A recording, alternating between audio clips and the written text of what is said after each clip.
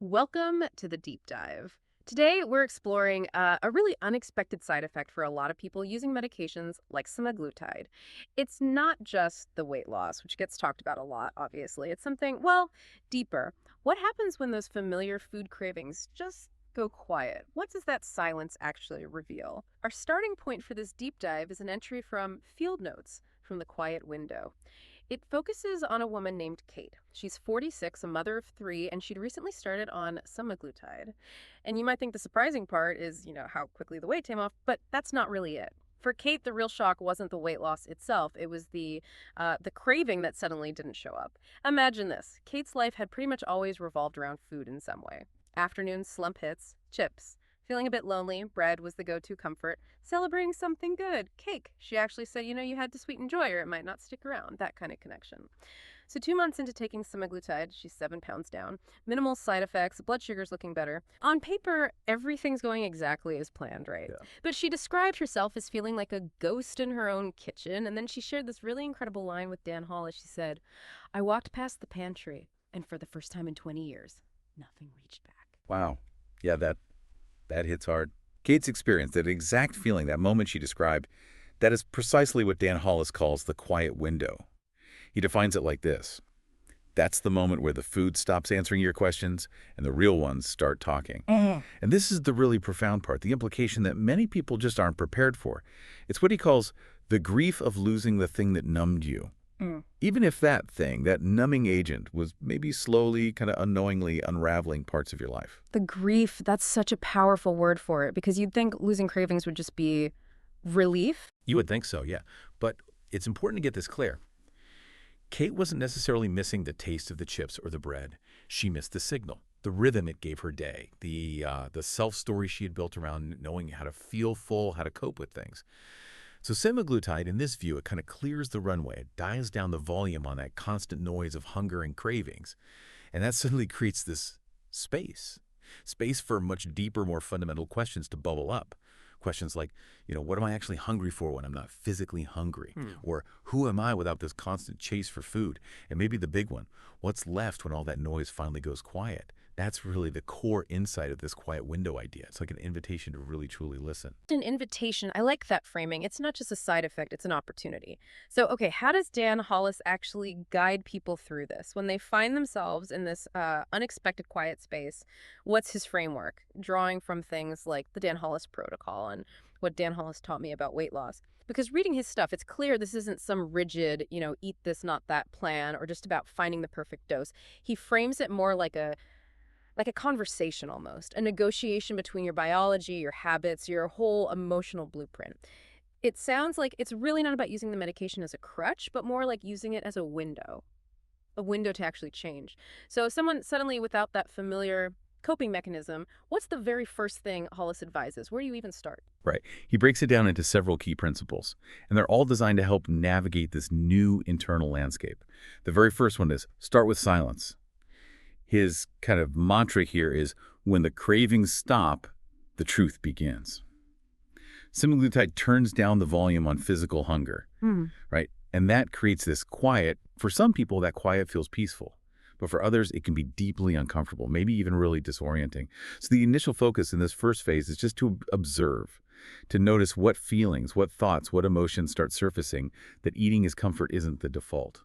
And critically, without rushing to fill that new void, it's just about listening, not immediately reacting. Okay, just observing. I can imagine how that silence could be, well, both liberating and maybe a bit terrifying. If you've spent years, maybe decades, using food to manage emotions, having that tool just gone, that must be incredibly unsettling. So what's the next step then, once you've started to kind of sit with that quiet and just listen? Yeah, it can definitely be unsettling.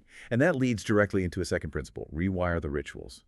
As Dan puts it, and I think this is key, every pound lost is a habit that needs replacing, not just removing. Think about it, right? Food rituals aren't just about getting calories. They're deeply neurological. They're ingrained patterns in the brain. So even when the drug quiets the physical hunger cues, those established habits around when and why you eat, those often stick around. The habits remain even if the hunger doesn't drive them. Exactly. So the work here is to intentionally replace those moments, those triggers, with new, ideally healthier rituals. Things like going for a walk, maybe journaling, connecting with someone. Semaglutide doesn't do that rewiring for you, obviously. But what it does do is make it much easier to see what needs rebuilding in the first place. It creates the opportunity. That idea of replacing, not just removing, Yeah. that really resonates. It makes sense. But, for someone who's relied on food for decades, maybe for comfort or distraction or just routine, how practical is it? I mean, can you just swap out these deeply ingrained rituals for, like, a quick walk? What are the roadblocks what's Dan's advice there? Oh, it's absolutely not about some immediate easy swap. Mm-hmm. And that is the roadblock, people thinking a simple substitution is enough. Dan really emphasizes that it's a process. It's about conscious, intentional replacement. And a big part of that is acknowledging the emotional void the old ritual might have left behind. Ah, okay. So acknowledging the void, not just papering over it. Precisely. It's about finding activities or connections that genuinely fulfill the underlying need that the food ritual was actually trying to meet. Was it stress relief? Was it boredom? Connection? Joy? You need to find something that speaks to that need, not just fill the time slot. And that actually leads perfectly into his third crucial principle, which is where many people can stumble. It's anchor identity before the weight drops. His warning here is stark.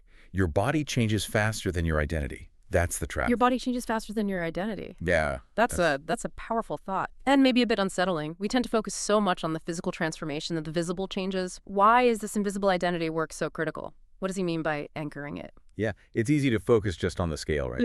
But this identity work, it's about proactive self-definition.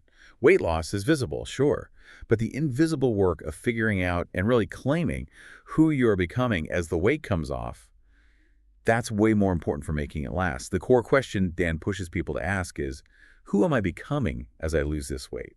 Mm-hmm. If you don't consciously create and anchor that new identity, new self-story that isn't tied to the old patterns, the old relationship with food, your brain can actually kind of sabotage the body's success. Sabotage. How so? It pulls you back towards what's familiar, what feels like you. Even if that familiar place is unhealthy, Yeah. the brain craves consistency and identity. Okay, so you need to update the mental software to match the physical hardware change, essentially. That's a good way to put it.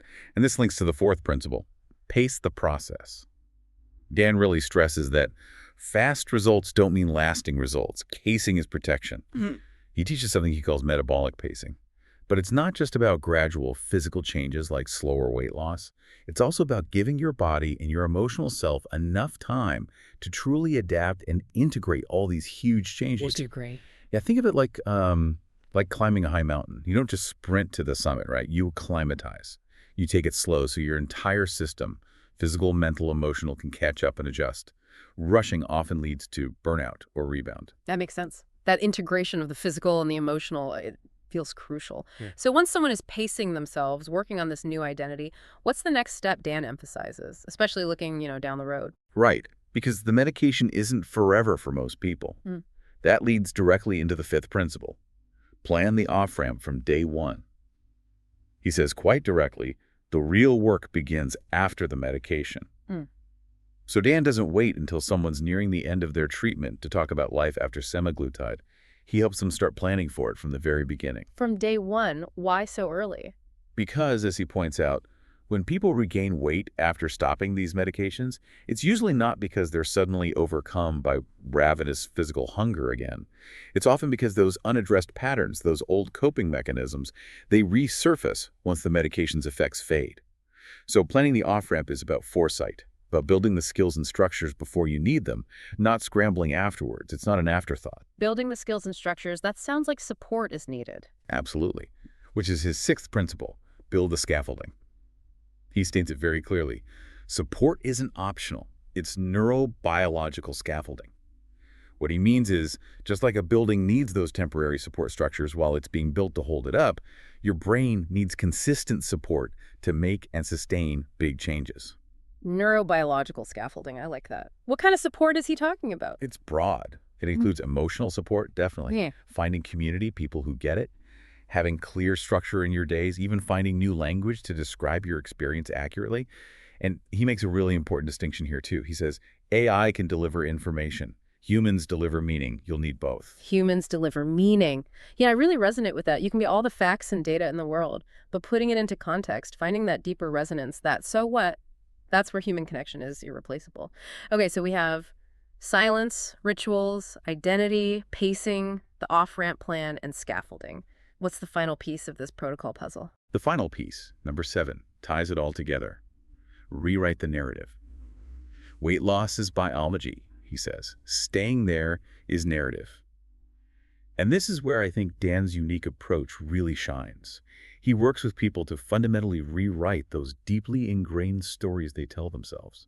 The stories about past failures, about food being the enemy or the only friend, about their own inherent worth or lack thereof. Those internal narratives can be so powerful, almost subconscious drivers. Exactly. Because, as he very wisely observes, no amount of medication can sustain a story that says, I don't deserve this. You can only maintain the changes long-term if your internal story, your core narrative about yourself, actually aligns with your new reality, your new way of being. That makes perfect sense. So when Dan says that phrase you mentioned earlier, you didn't lose control, you lost connection.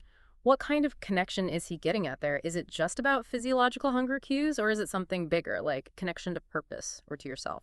I think it's both, really. It starts with losing touch with reliable hunger and fullness cues, definitely. But it often expands to a deeper disconnection.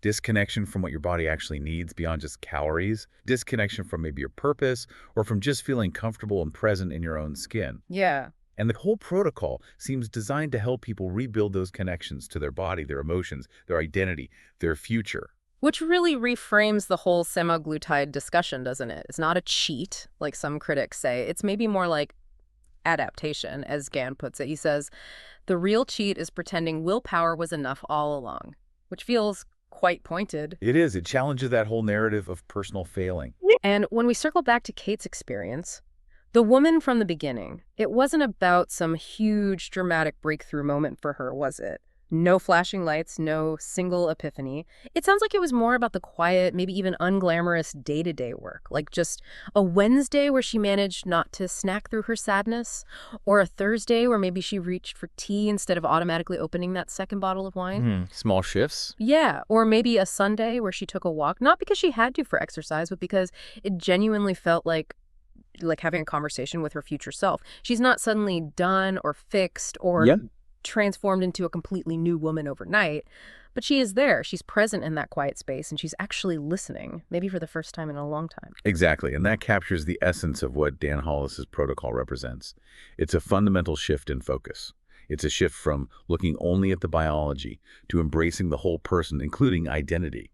It's moving from seeing medication as the entire solution to understanding its role in creating the space for deeper meaning-making. It's shifting away from that isolating burden of shame towards the empowerment that comes from having structure and a clear path forward. And it's about moving from that initial, maybe unnerving silence towards developing a conscious, intentional strategy for living well. That's how real transformation tends to take hold and actually become sustainable long after the medication might stop. It sounds much more holistic. It is, and it reinforces this crucial idea that healing isn't flashy, It's usually quiet. It's intentional. It's the slow, steady layering of new choices day by day, new thoughts, building new mental pathways, and putting new support systems in place. The ultimate teaching here, the real kind of revelation in this approach, is that it's not about trying to become someone else entirely. It's about finally having the space to become yourself, the self that was maybe buried under all the noise. Finally having the space to become yourself. That's a really hopeful note to end on. And maybe for you listening, if you ever find yourself in that quiet window, whether it's from medication or something else, if that old familiar craving or urge just doesn't show up one day and that absence feels unsettling, surprising, just remember this takeaway. You're not broken. You're just beginning to hear yourself again. Maybe consider, what could that silence reveal in your own life, even if it has nothing to do with food? What might you hear if you just listened?